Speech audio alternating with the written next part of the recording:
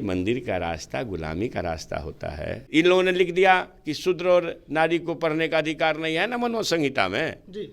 वही ना चल रहा था देश में जी। तब संविधान बाबा साहब लाए तब ना संविधान से चल रहा था। इन लोगों को बुखलाहट है, संविधान खत्म करने की तैयारी कर रहा है। भाई अब बताइए तो सही कि अगर ईश्वर प्रभु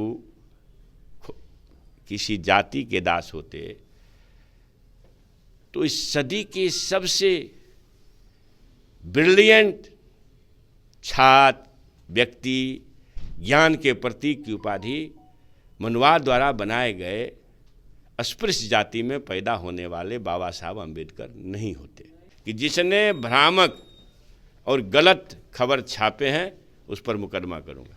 आज के दैनिक अखबारों में खबर छपी है कि शिक्षा मंत्री ने कहा है कि मंदिर जो है मानसिक गुलामी की तरफ लेके जाती है। मंत्री जी हमारे साथ है, आप ऐसा बोले हैं या फिर क्या मामला, आपने इस पर आपत्ति जताई है? हमारे माननीय विधायक फतेह बहादुर सिंह जी ने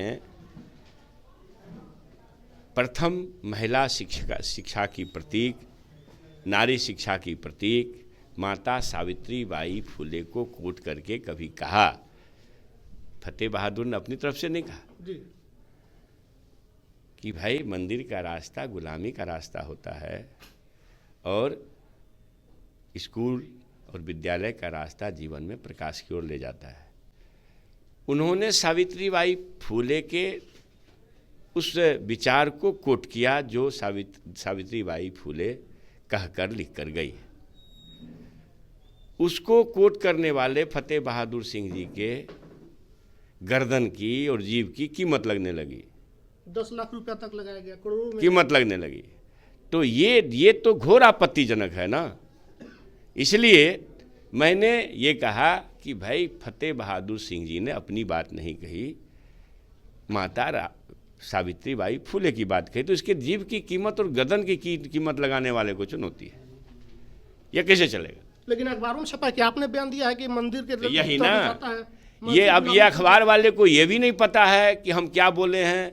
कुछ न्यूज़ चैनल वाले चलाए उसको, मेरे बाइट को या मेरे संबोधन को, उस पर आपत्ति नहीं है। लेकिन ये जो अखबार वाले कोई तो चर्चा भी ना किया माता सावित्री बाई फुले का।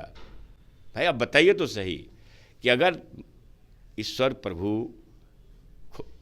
किसी जाति के दास होते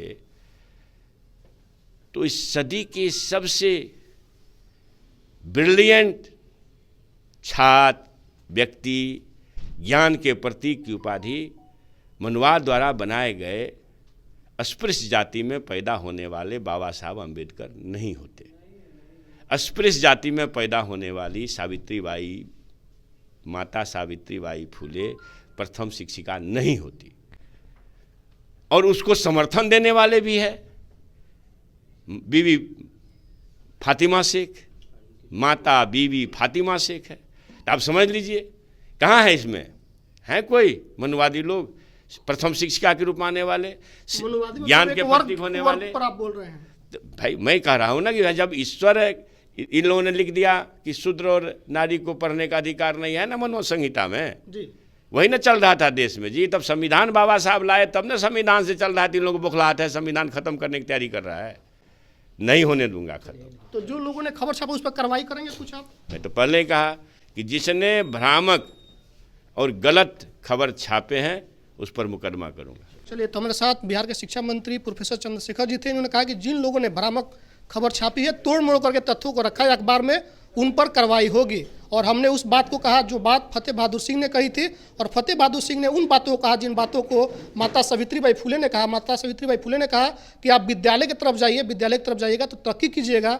अगर मंदिर की तरफ जाइएगा तो वहाँ पर आपको मानसिक रूप से गुलाम बनाया जाता है, जहाँ पर जातीय वर्ग के विशेषता को बताई जाती है। कहा जाता है कि जो स्वर्ण है, जो ब्राह्मण है पूजनीय है, और जो शूद्र है वो सेवा करने के लिए बना है। तो इन चीज़ों पर लंबे समय से विवाद होते रहा है, लोगों ने आपत्ति दर्ज कराई है। उन्हीं सब बातों को लेकर के शिक्षा मंत्री ने प्रेस कॉन्फ्रेंस बुलाई थी और उन्होंने कहा है कि जिन अखबारों में तोड़ मोड़ करके तथ्य रखे हैं उन पर कार्रवाई हम करेंगे।